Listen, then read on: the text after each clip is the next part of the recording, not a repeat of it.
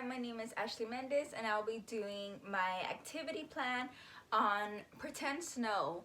And overall, my main purpose and goals for this activity will be definitely fine motor skills with using smaller objects. They're grasping many times, they're like pressing, and they're just exploring a lot with their hands. And for the older kids or the kids who are capable of standing up, we will have the kids available on standing up while having a sensory bin in front of them.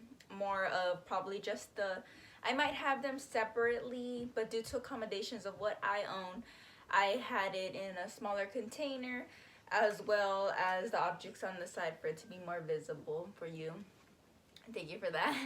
And I would also want a partially gross motor skills when they're keeping themselves standing up for a period of time. That is helping them create stability as well. And overall, this activity is creativeness. They are gonna be using their cognitive abilities too, to like, oh, I wonder what might be crossing their mind is, oh, I wonder what would happen if I if I place this snow into this cup, or if I flip it over, will it actually make a tower? Maybe that are some things that are crossing their mind, but overall it might just be the fact that they are learning and exploring different ways with using this texture of snow that they may have not have used before.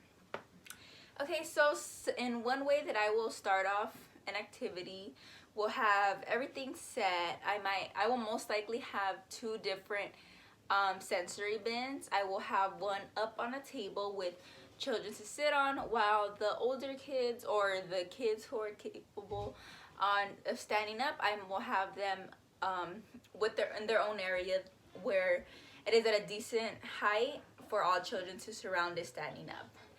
And I will mention, okay, today we'll be playing with pretend snow. I will mention that this is to play with our hands, and even if we're attentive or we are very explorative, we recommend that it's not put in our mouth.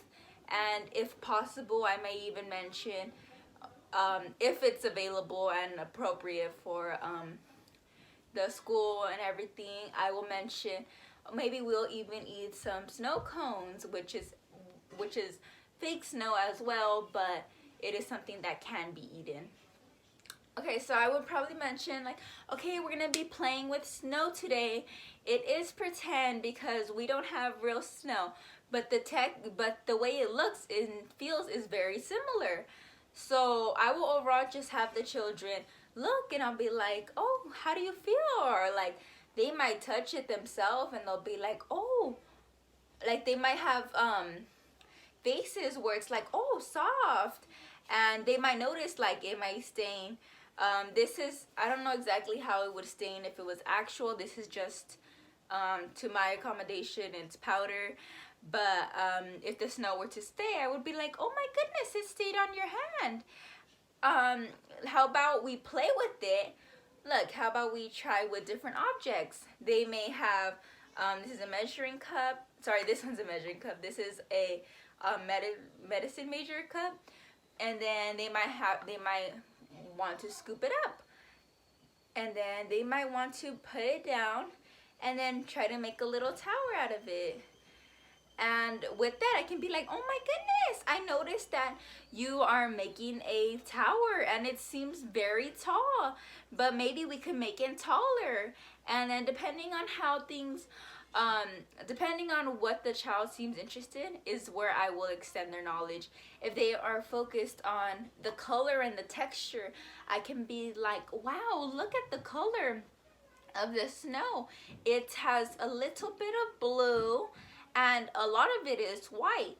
And if there are children that are more focused on maybe the little animals that we have, I will have objects like animals that are related to like the Arctic that belong in the snow. This here is a bunny, but clearly, oh, actually there might be bunnies. I did look into that. but they do like a polar bear. Maybe I'll have like, oh look, the polar bear lives in the snow. Can we place it in here just so to see how it would be? And then they can probably just feel the texture and then play with the animals. I could even extend their knowledge on this animal and give them a background of what they might eat or how they stay warm. It will this will solely be based off their interest themselves. If the children, I would just really just have them explore. I will have them explore with the texture, explore with creating different objects or different forms with this. And overall, this activity is just to be very fun, and just any movement that they are really doing with this sand is improving majority of their fine motor skills. And allowing their exploration. Run wild is something that this activity is made for. I hope you like this video, and thank you for this.